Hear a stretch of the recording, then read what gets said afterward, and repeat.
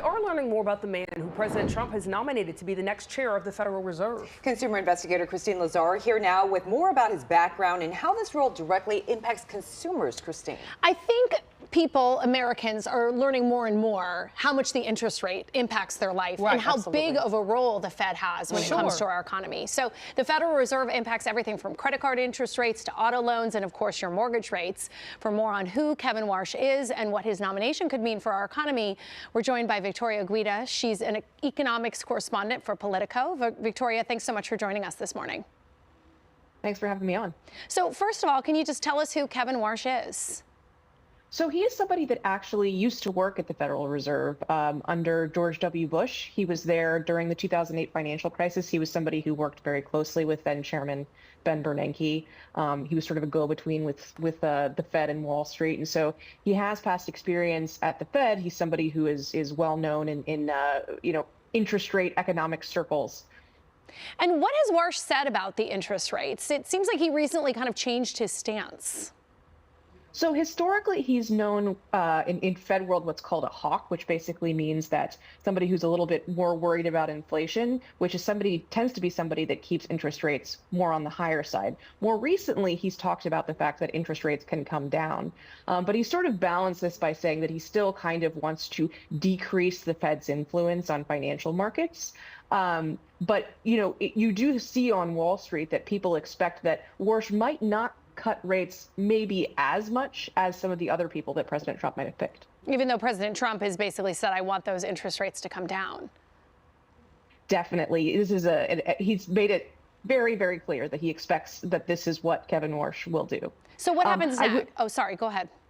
Oh, I was just going to say that, I will say the Fed is a committee, right? And so this is one of the things that's going to be tricky is just because Kevin Warsh might want to do something with interest rates doesn't mean it automatically happens. He has to convince a bunch of other people, too. Right. So then what happens next? Do you expect him to be confirmed?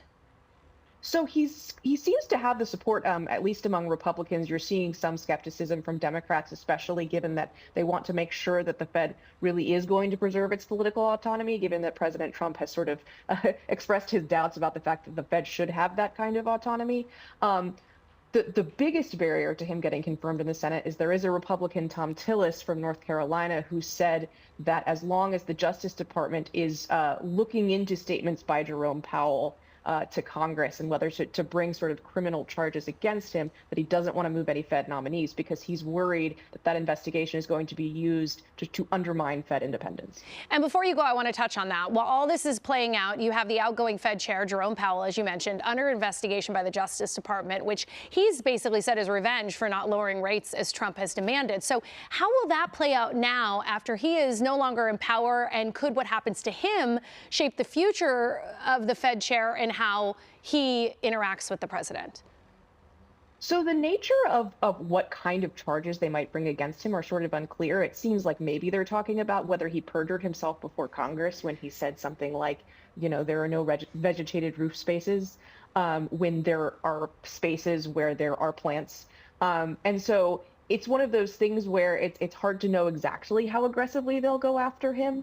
But the big question now is whether Powell chooses to leave at the end of his chair term, because his underlying board seat actually doesn't run out till 2028. Oh, interesting. All right, Victoria, lots to talk about. Thanks so much for being with us today. Thank you.